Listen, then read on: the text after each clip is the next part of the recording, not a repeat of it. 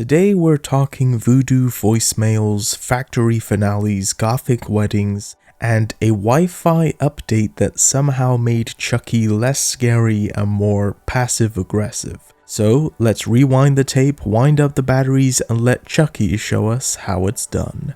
Greetings all you movie junkies and entertainment lovers, and welcome to another ranked video. Today we're going to be ranking all of the Chucky movies.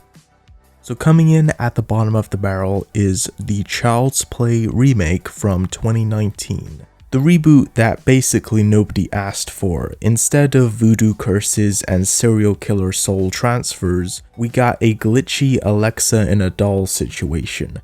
Mark Hamill does a great job voicing Chucky, but he's just not Brad Dourif. The rest of the movie is essentially just not a very believable new take on the story, with the origin getting completely screwed up, with the Charles Lee Ray inhabiting the body of a doll just gone entirely, and making it so that Chucky is essentially just an AI gone wrong, which completely takes away from the personality of the character, making this the weakest entry of the series. And then at number 7 we have Seed of Chucky. Taking the franchise into full tilt meta camp, Chucky and Tiffany go to Hollywood and produce a gender-ambiguous offspring who wants family therapy instead of murder. Well, sort of.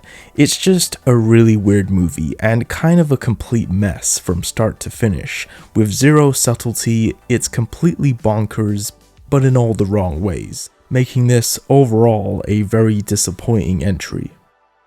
And then at number 6 we have Cult of Chucky, a late era resurrection that leans fully into the franchise lore, with multiple Chuckies, body hopping, and a locked down psychiatric setting.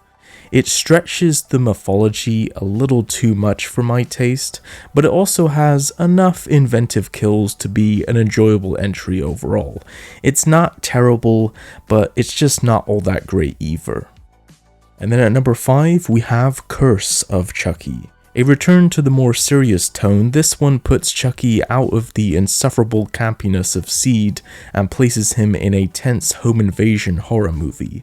The newly injected Charles Lee Ray backstory here makes little sense with the previously established origin, but it does work enough due to Fiona Dourif's great performance and the doll's menace, making the film feel freshly sinister. It doesn't quite reach the heights of the franchise, but it was a much needed reset after the disaster of Seed. And then at number 4 we have Child's Play 3. Chucky takes a trip to military school and the whole thing gets gloriously dark and a little ridiculous. It's tonally a little bit grittier than its predecessors and delivers some effective kills, plus a really great solid finale. But it very much suffers from repeating much of the formula from the first two movies, making it feel a little inferior in comparison. But it's still, in my opinion, a vastly better and more entertaining movie than most of the following entries in the series, making it weirdly the most underrated film of the franchise. And then at number 3 we have Bride of Chucky. Jennifer Tilly's Tiffany injects chaotic charisma into the series, embracing the self-aware black comedy that became popular with movies like Scream of the time. For God's sake, Chucky, drag yourself into the 90s. Stabbings went out with Bundy and Dahmer. You look like Martha Stewart with that thing. A great turning point for the franchise where laughs and mayhem meet. It's a highly rewatchable tonal retooling of the series that came at just the right time, making it a fan favorite.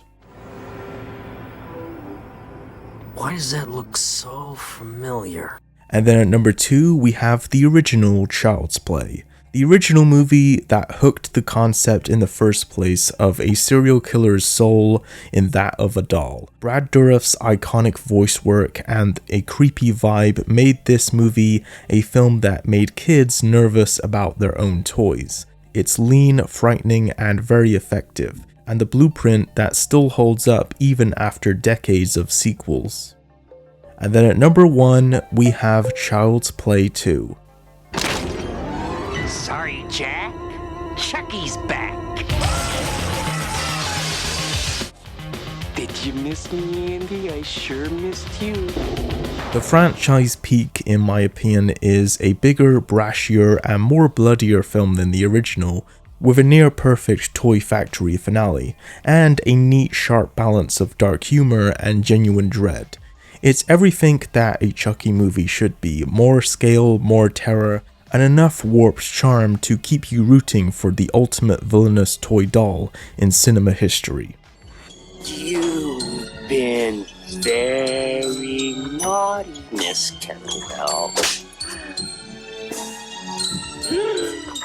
Well, there you go, guys. That is the way that I personally would rank the Child's Play franchise. Feel free to jump in the comments down below and let me know how you would rank the series. So until next time, be sure to consume as much entertainment as humanly possible, and I'll see you in the next video.